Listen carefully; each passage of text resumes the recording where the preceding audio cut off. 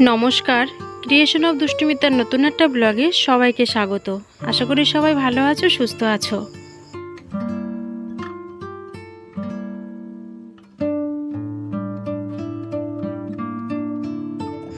আজ মঙ্গলবার, এখন ঘড়িতে বাজে সকাল 7টা। একটা ছুরি আর একটা গামলা নিয়ে চলে এলাম এ পাশটায়। তো 2-3 দিন বৃষ্টি হয়েছে, তো বৃষ্টির পরে কুমড়োর ডোগাগুলো কি সুন্দর লকলক করে উঠেছে। তো এই ডোগাটা বাইরের দিকে চলে যাচ্ছিলো, আমি আবার একটু ঘুরিয়ে দিচ্ছি। আরও 2-1 দিন বৃষ্টি হলে একটু ভালো হতো, জানি না আবার বৃষ্টি কবে হবে। তো এখানে এসেছি তার একটা কারণ আছে। তো এখানে তুলতে এসেছি, তোমরা নিশ্চয়ই চিনবে, ঘ্যাটকল পাতা বা অনেকে খারকল নামে চিনবে। তো রবিবার দিন করেছিলাম, সেদিন আর তোমাদের সঙ্গে শেয়ার করা হয়নি, তাই ভাবছি আজ ঘ্যাটকল পাতাগুলো কয়েকটা তুলে নিই। আমার খুব ভালো লাগে, আমাকে যদি রোজ করে দেওয়া হয় আমি রোজই আর কি ভাত দিয়ে খাবো। আমার খুব ভালো লাগে, বিশেষ করে বাটা হোক ভর্তা হোক, আমার খুব ফেভারিট রেসিপি এগুলো। তো দুষ্টুর বাবাও খুব পছন্দ করে, সেই জন্য ভাবলাম যে আজকে তুলে নিই। আর রাস্তার পাশে তো কে কখন তুলে নিয়ে যায়, আজকেও তুলে নিয়ে গেছে একজন। তো ভাবলাম যে না, বেশ লকলক করে উঠেছে আর কচি কচি পাতা, তাই ভাবলাম দেখো তুলে নিয়েছি কতগুলো, পুরো গামলাটা ভরে গেছে। তো চলো ঘরে যাই, দুষ্টু এখনো ঘুমাচ্ছে, দুষ্টুকে গিয়ে আগে ঘুম থেকে তুলি। শোনো,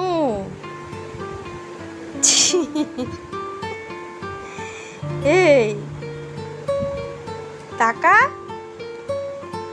উঠে পড়, দেখ মিষ্টি মিষ্টি আসছে, টিপটা এখনো কি সুন্দর রয়েছে। উঠে পড়ো বাবাই, ওঠো, চলো ওঠো ওঠো, মুখ ধুতে হবে, ওঠো, তাতে উঠে পড়ো বাবা, উঠে পড়ো।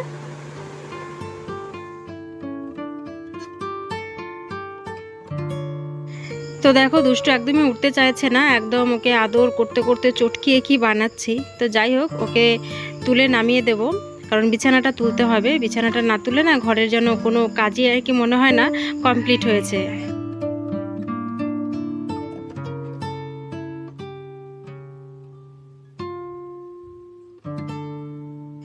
আর এদিকে বড় মেয়েও পড়া নিয়ে বসেছিল ওর। তো আমি বললাম যে একটু ওঠ, বিছানাটা গুছিয়ে নি। তো উঠে ওই যে দাঁড়িয়ে রয়েছে, আর দুষ্টুও আছে কিন্তু এখানটাতেই, ওর মুখ টুক ধুয়ে দেবো বিছানাটা তুলে। আমি বললাম বিছানাটা গুছিয়ে নি, তারপরে পড়তে বস।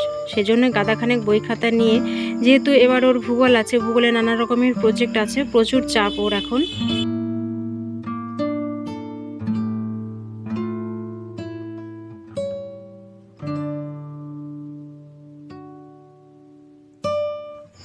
নতুন ক্লাস, নতুনভাবে পড়াশুনো শুরু।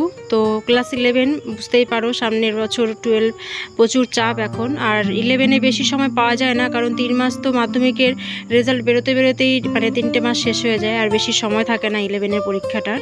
তো প্রচুর পরিমাণে পড়াশুনো করতে হবে, তাই বললাম যে মাধ্যমিকের রেজাল্ট যা হয়েছে হয়েছে, কিন্তু এবার কিন্তু ভালোভাবে পড়াশোনাটা করতে হবে।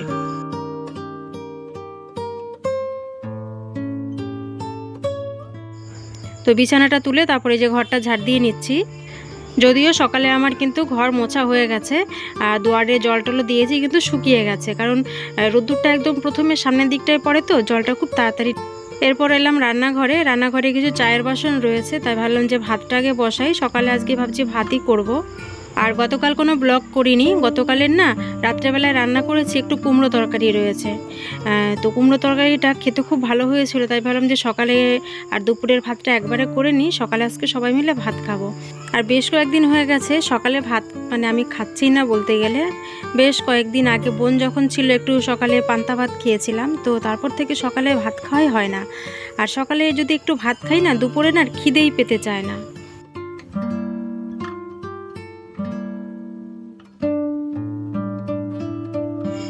সেই জন্য দুবেলার এখানে চাল নিয়ে নিচ্ছি। রাত্রেবেলায় 1 কৌটো চাল নিলেও হয়ে যাবে আমাদের, 1 কৌটো না 1.5 কৌটো নিলে মোটামুটি আমাদের একবেলা হয়ে যায়। আর প্রতিদিন সকালেই একটা মাথা ব্যথা থাকে, সেটা হচ্ছে আজ কী রান্না হবে।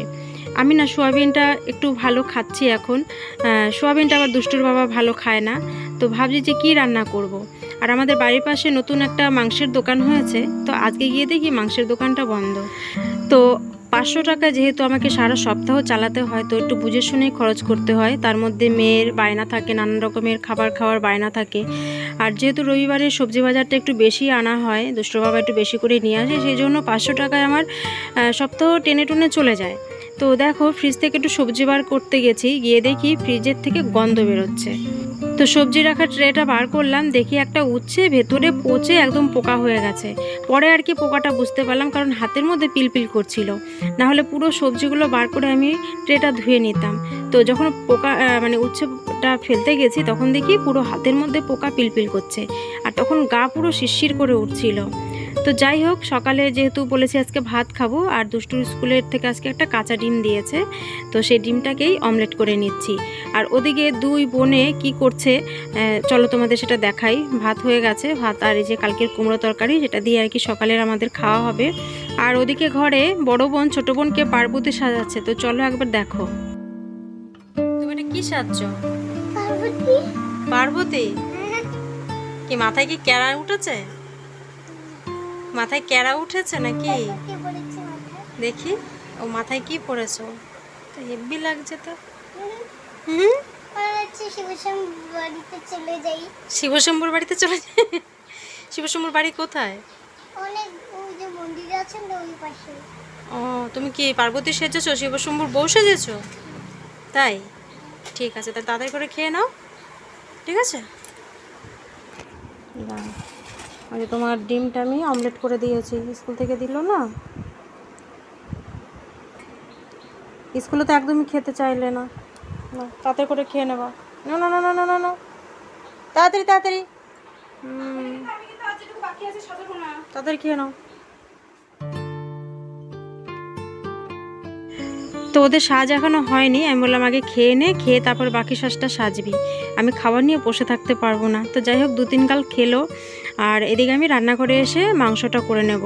তো মাংসটা আনিয়েছি আমাদের পাশের বাড়ি একটা ছেলে, ও বাজারে যাচ্ছিল ওদের বাজার করার জন্য, আমি আবার ওকে টাকা দিয়ে দিয়েছিলাম যে আমার জন্য একটু মাংস এনে দে। তো 500 গ্রাম মাংস 90 টাকা দিয়ে আনিয়েছি। তো আর এদিকে মাংসের মধ্যে সমস্ত রকম মশলা আমার দেওয়া হয়ে গেছে, আর সর্ষের তেল দিয়ে এবার ভালো করে হাতে মেখে নিচ্ছি, আর আমি হাতেই মাখি।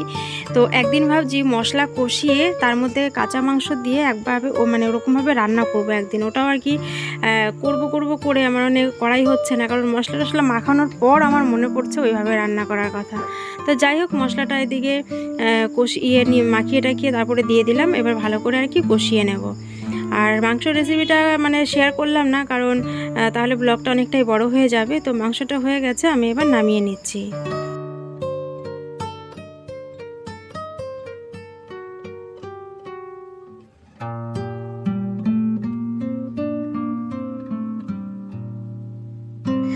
তো রান্নাবান্না হয়ে যাওয়ার পর গ্যাসটা মুছে নিচ্ছি, মাংস করলাম আর খারকোল পাতা বাটা করব। বাটাটা এখনও হয়নি, গ্যাস ট্যাস মুছে বাসন টাসন মেজে তারপরে বাটাটা করব। আর করেছি হচ্ছে উচ্ছে ভাজা। তো দেখো তেল ছিটে কি অবস্থা হয়ে গেছে, আর এই জায়গাটা রোজ না মুছলে না ভালো লাগে না।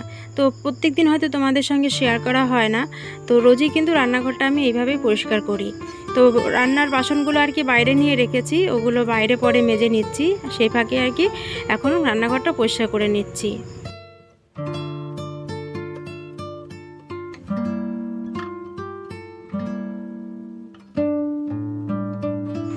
ব্যাস, রান্নাঘরটা আমার মোটামুটি ভালোভাবে পরিষ্কার করা হয়ে গেছে, এরপর বাটাটা করে নেব।